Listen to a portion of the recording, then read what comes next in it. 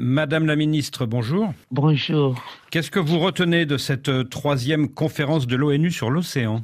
C'est vraiment une initiative très importante parce que ça nous permet de réfléchir sur mobiliser davantage les soutiens politiques de très haut niveau aux initiatives africaines et surtout susciter un élan de développement et accélérer les investissements sur les infrastructures portuaires. C'est ce qui nous manquait et renforcer la gouvernance océanique. Et en ce qui concerne la République démocratique du Congo, nous avons présenté le fait que la montée des eaux de la mer, par exemple, où les pays insulaires sont en danger, c'est une conséquence logique du réchauffement de la planète. Donc on ne peut pas dissocier la conservation, la protection des forêts et la gestion durable de nos mers. Alors la RDC s'est présentée là, pas seulement comme victime de tous ces enjeux du climat, mais c'est aussi une solution face à la crise climatique parce que nous avons la solution basée sur la nature que le monde recherche à la demande des scientifiques pour résoudre la question de gestion durable de nos mers et des forêts. Donc nos forêts, nous avons dit la RDC est prête à innover, prête à venir avec des programmes et projets concrets pour sauver l'humanité. C'est ce que du moins la RDC a retenu. Ce qui veut dire que pour le président Ndayishimiye, qui parlait au nom de tous les États d'Afrique, et pour vous-même, Madame la Ministre, l'action pour le climat et l'action pour les océans, ce sont deux choses qui sont intimement liées et pour atteindre ces objectifs, il faut des ressources supplémentaires, c'est ça ? Exactement. Il faut des ressources supplémentaires. Et là, j'insiste, dans les cas des fonds verts, fonds climat, tout ce qu'il y a comme finance verte, il faut en trouver aussi des nouveaux véhicules. C'est le partenariat gagnant-gagnant entre les États et les gouvernements du monde.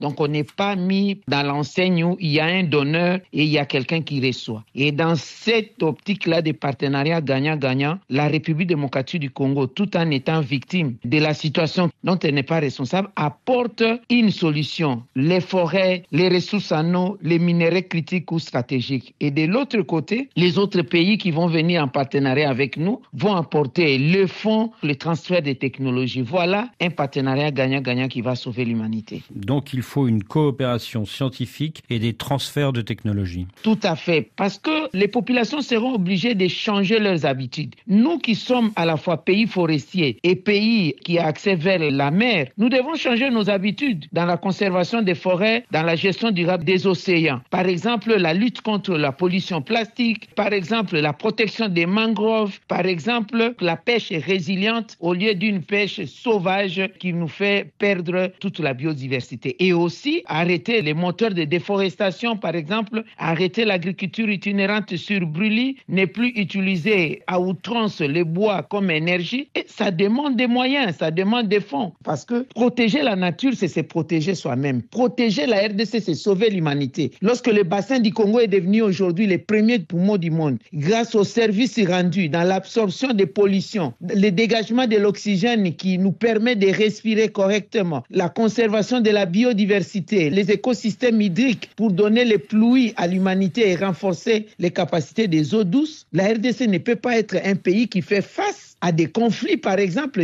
pour nous distraire. À l'est du pays, vous avez vu où il y a des vautours qui viennent pour l'exploitation illégale et illicite de nos ressources minières. Nous avons besoin de la paix et d'une paix durable. Donc, tous les pays du monde puissent se focaliser sur la situation de notre pays et nous permettre à sauver l'humanité. Ève Bazaïba Massoudi, vous avez parlé de la pollution plastique. Alors, l'un des moments forts de cette conférence de Nice a été l'annonce que 95 pays soutenaient le projet d'adopter un traité ambitieux pour réduire la production de plastique et donc la pollution des mers. Qu'en est-il de la République démocratique du Congo ? Est-ce qu'elle fait partie de ces 95 pays ? Nous soutenons ces traités tout en disant que c'est un processus. On n'est pas là pour les stopper directement, ces plastiques. Nous allons y aller progressivement, c'est l'approche de la République démocratique du Congo. Il n'y a pas que des bouteilles en plastique, il y a plusieurs sortes de plastiques, y compris des pneumatiques, n'est-ce pas ? En passant même par les jouets des enfants et autres ustensiles de cuisine, etc.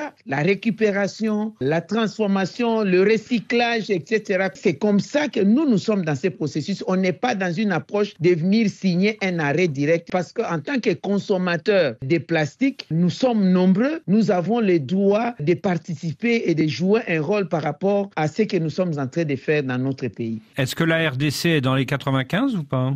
Nous sommes dans les 95 pays, nous sommes dans ces processus-là, nous l'avons commencé. Bientôt, il y aura les négociations qui vont continuer à Genève, qui vont continuer même au niveau de l'AMSEN à Nairobi. Partout où il y a les discussions sur les plastiques, nous sommes là, nous faisons partie de cela. Le problème, Madame la Ministre, c'est que le plastique, il est fait à partir du pétrole et que beaucoup de pays pétroliers, comme la Russie, l'Iran, l'Arabie Saoudite, eh bien, ils sont opposés à cette limitation de la production de plastique. Justement, c'est ce que je suis en train de vous dire. Vous savez, eux aussi vivent le revers de la main de tous les procédés polluants qui sont en train de les utiliser. Tout ce que nous allons faire, c'est la conscientisation. Parce que si nous ne prenons pas garde, nous risquons de vivre l'hécatombe, y compris ces pays-là. Alors, nous devons y aller étape par étape, leur demander par exemple d'appuyer le processus de récupération de ces plastiques, le processus des déchets, et étape par étape, lorsque nous allons stopper la consommation, lorsqu'il n'y aura plus de demandes, l'offre ne viendra plus. Oui, mais ce que disent beaucoup, c'est qu'il ne suffit pas de gérer les déchets plastiques, il faut aussi réduire la production des plastiques. C'est ce que j'ai dit, l'offre et la demande. Lorsque nous n'aurons plus de besoins de plastique, et ils ne vont plus avoir l'intérêt à produire. C'est ça en fait. Oui, c'est ça. Il faut remplacer le plastique par autre chose. Par les matières biodégradables. Au niveau des emballages déjà, c'est là où nous sommes en train d'y aller. Et nous allons mettre des barrières sur la consommation des plastiques. Nous qui sommes des importateurs, nous allons arriver jusqu'à la limitation de l'entrée des plastiques dans notre pays, ou en commençant d'abord par exiger des plastiques recyclés localement. Je pense que la demande va diminuer, il n'y aura plus d'intérêt de fabrication, donc l'offre va s'arrêter de soi-même. Ève Bazaïba Massoudi, je vous remercie. C'est moi qui vous remercie, monsieur le journaliste.